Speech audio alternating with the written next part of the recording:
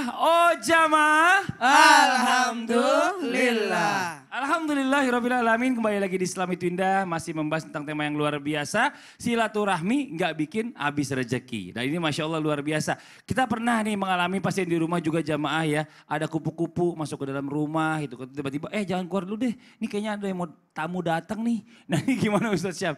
Kalau misalnya orang mau datang silaturahmi apakah memang selalu ditandai dengan kupu-kupu atau bukan tawon? Atau mau izin penjelasannya silakan. Bismillahirrahmanirrahim. Tapi guruku Ustaz Ahmad Ridwan, Ustaz Maulana, Mas Fadli serta guru-guru kami yang dimuliakan Allah Subhanahu wa taala. Jadi ada kepercayaan bahwasanya kalau ada kupu-kupu yang datang ada 3 artinya yang dipercaya oleh masyarakat. 1 ada tamu jauh mau datang. Nah, itu yang tadi yang kita bahas. Yang kedua ada rezeki mau datang, subhanallah.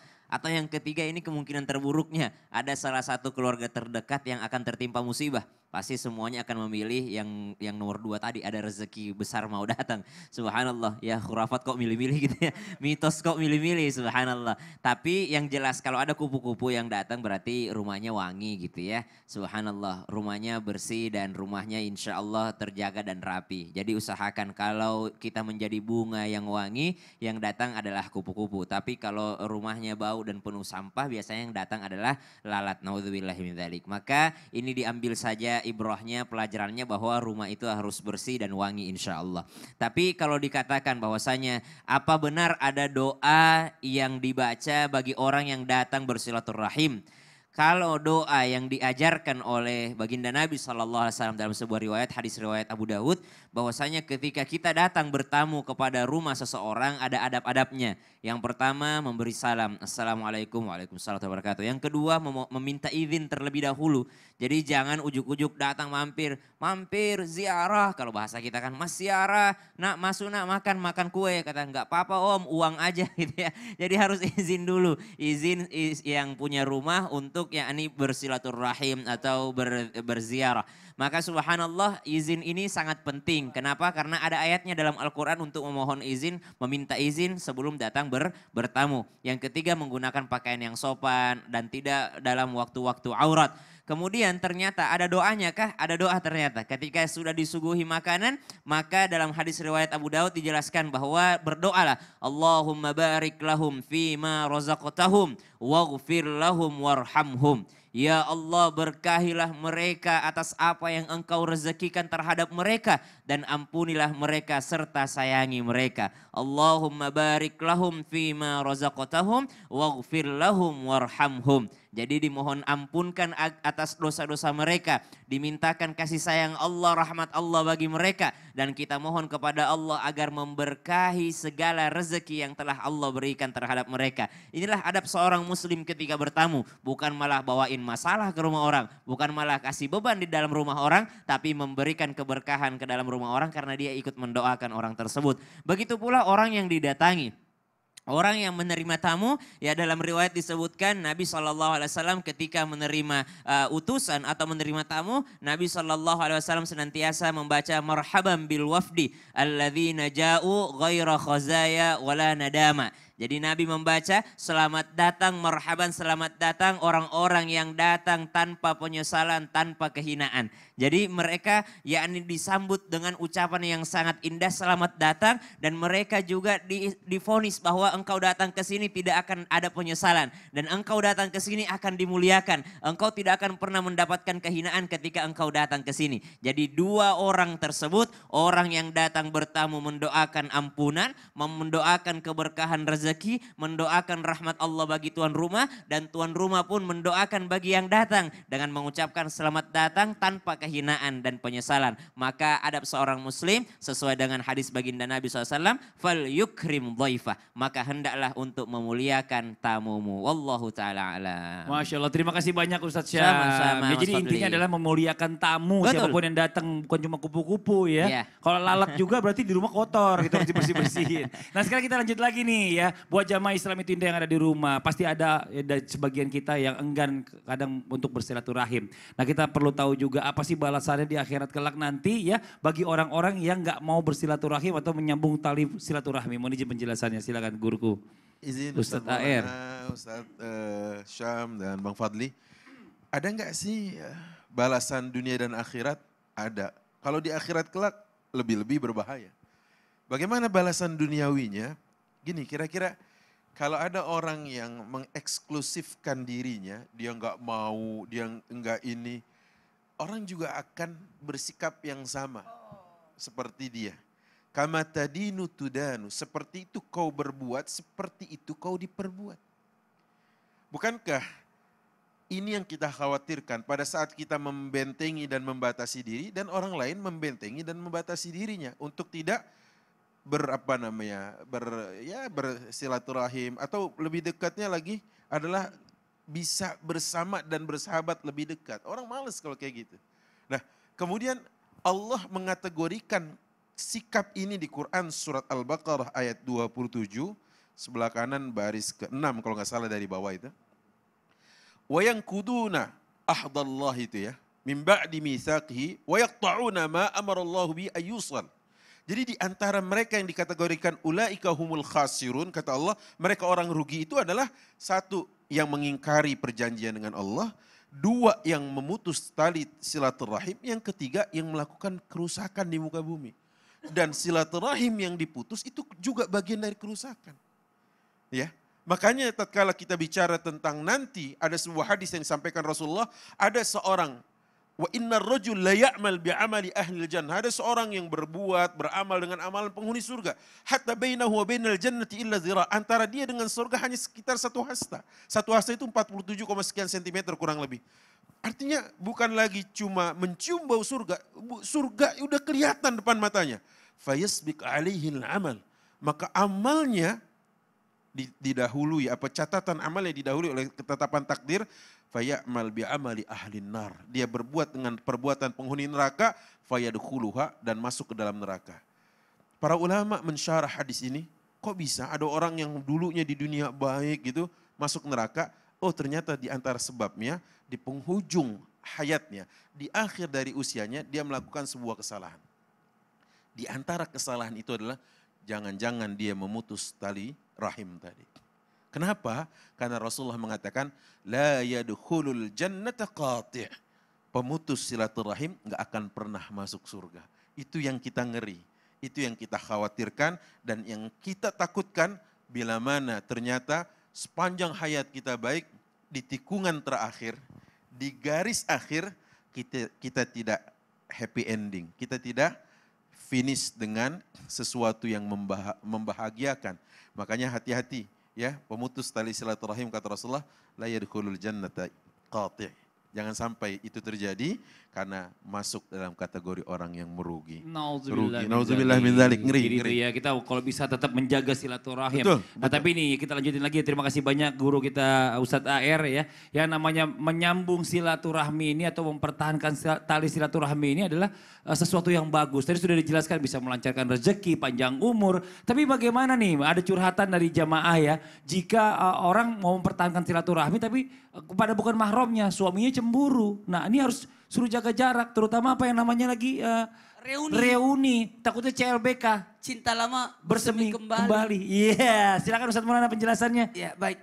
Izin Ustaz AR dan Ustaz Sam. Bismillahirrahmanirrahim. Allahumma shalli ala sayyidina Muhammad wa ala ali sayyidina Muhammad.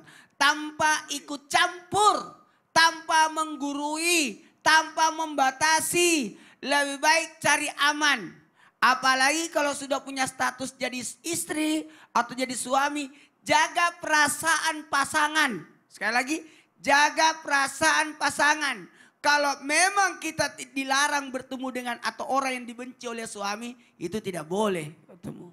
Apalagi memang ada waktu aurat tadi Sasam, di surah An-Nur ada 3 waktu aurat sebelum subuh. Jangan bertamu sebelum subuh. Ngapain bertamu sebelum subuh itu orang? Jangan bertamu sesudah duhur. Terlalu ketahuan mau mampir makan siang. Jangan bertamu sesudah isya. Udah merepotkan. Orang udah capek itu. Orang mau istirahat. Jadi 3 waktu aurat. Dan kenalilah orang dengan 3 keadaan. Kenalilah orang itu dalam berbisnis. Kau akan tahu sifatnya. Kenalilah dia dalam perjalanan, seperjalanan. Kau akan tahu bagaimana sifatnya.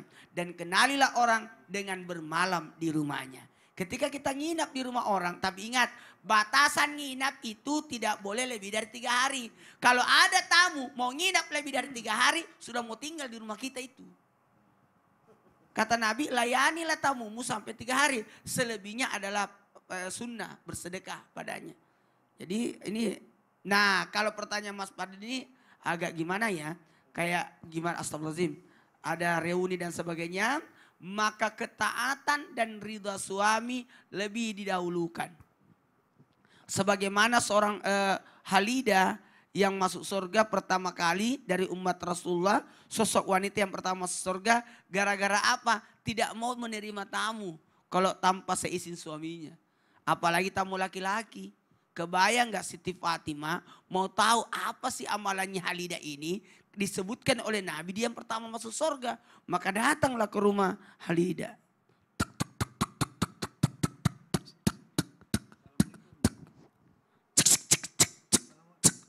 Assalamualaikum. Waalaikumsalam. Masuk. Putri Nabi. Oh mohon maaf.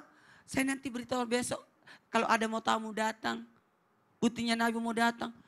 Putri Nabi mau datang minta izin dulu sama suaminya. Tidak akan memasukkan orang lain dalam rumahnya tanpa seizin suaminya.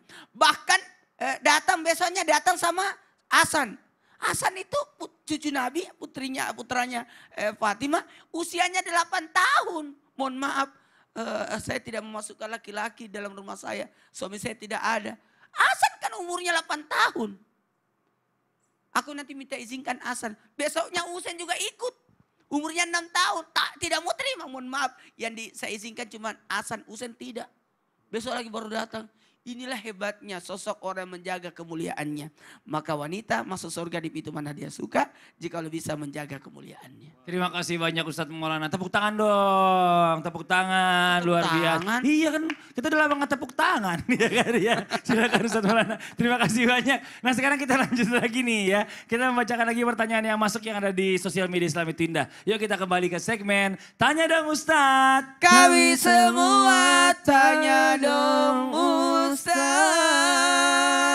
Oke kita masuk dari Instagram dari @rizkyfebian. Wah, @cheryl_sianavia. Iya, Seinavia. Assalamualaikum warahmatullahi wabarakatuh Ustadz. Menurut Ustadz nih, jika kita memutus silaturahmi karena kekecewa dengan teman atau keluarga sendiri. Bagaimana langkah kita saat mereka membutuhkan kita usai melakukan pemutusan silaturahmi? Apakah kita tetap membantunya atau cuek begitu saja sehingga mereka berjuang sendiri dalam mencari rezeki? Wah ini kayaknya orangnya gak terlalu jauh sampai berjuang sendiri mencari rezeki. Penjelasannya Ustaz Tahir. Tafadhol Ustaz Tahir. Izin sama Maulana Bang Fadli Ustaz Syam. Jadi dulu ini pernah kejadian antara seorang yang bernama Mistah dengan Abu Bakar As-Siddiq radhiyallahu anhum. Mistah terkena framing, wah bahasa yang sekarang begitu ya, terkena penggiringan opini yang dibuat oleh orang-orang munafikin. Karena saat itu munafikin menghembuskan kabar bahwa Aisyah radhiyallahu anha wa ardhaha itu berzina dengan Safwan bin Mu'attil. Nauzubillah min dzalik. Nah, kemudian Mistah yang secara kerabat, bukan orang lain dah, bukan orang jauh istilahnya begitu. Saat itu ikut-ikutan menuduh bahwa Aisyah radhiyallahu anha wa ardhaha berzina katanya. Naik pitam Abu Bakar As-Siddiq radhiyallahu an sampai dia bersumpah atas nama Allah, wallahi demi Allah. Wah, kalau sudah pakai nama Allah udah berat nih. Karena kalau sudah sumpah terus dilanggar, dia harus membayar kafarat begitu kan. Demi Allah, aku akan putus suplai logistik dan bantuan yang selama ini aku berikan kepada Mistah. Lihat, udah geram sekali, udah emosi sekali.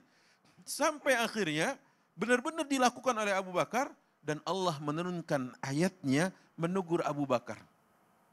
Tidakkah kau ingin Allah memaafkanmu dan mengampuni dosamu? Masya Allah, tabarakar rahman. Lihat bedanya kita dengan para sahabat dulu. Turun ayat langsung berubah dan Abu Bakar As-Siddiq membayar kafaratnya atas sumpahnya karena dia telah berjanji untuk memutus suplai tersebut. Nah, apakah kita lebih mulia dari Abu Bakar? Walaupun memang kita pasti tahu bahwa kita tidak selapang dada beliau. Tapi Allah pilih generasi terbaik ini untuk diteladani. Dalam sebuah riwayat yang diperbincangkan tentang sanadnya, Rasulullah berkata, ashabi kan nujum. Sahabatku itu ibarat bintang gemintang di langit. Bi ayyihim iqtadaitum ihtadaitum. Yang mana saja di antara mereka yang kalian jadikan teladan, niscaya kalian mendapatkan hidayah. Ayo belajar dari kisah Mistah, berat memang. Kalau bahasanya Ustadz Maulana tadi, bukan memutus tapi menjaga. Rasulullah dulu begitu juga terjadi kepada yang memerintahkan Wahsy, namanya Hindun. Kata Rasulullah, "Aanti Hind?" Pada saat menaklukkan kota Mekah tahun ke-8 Hijriah, bukankah engkau Hindun, kata Rasulullah. Itu mungkin menandakan bahwa forgiven but not forgotten. Ya. Bisa dimaafkan tapi tidak dilupakan gitu ya. Mungkin begitu. Tapi akhirnya Hindun sampai mau dan nyaman curhat ke Rasulullah dalam masalah rumah tangga, terutama dalam nafkah keluarga. Itu dia buktinya gitu. Tapi begini nih sebentar nih Ustadz nih, saya lagi mau lihat gimana? banyak juga notifikasi ya. Ada yang ngefans banget sama Ustadz nih. Ya Allah. Saya pecil nggak namanya? Ada Ustadz Ahmad Ridwan 83. Ya Allah, ya. Gitu. Nih kita bacain sekarang apa ntar aja nih? Ya gimana ya, ntar aja kali Ntar ya. aja kali ya. Ntar aja deh. Ya udah kita bacain setelah yang satu ini Ya, ya, satu di ini rumah. aja. Jangan kemana-mana ya. Ya. Nanti kita akan bacakan lagi pertanyaan yang masuk yang ada di sosial media Islam itu Indah. Jadi tetap di Islam itu Indah. Jamaah, jamaah. Alhamdulillah. Ngomong-ngomong ini siapa ini? Enggak tahu.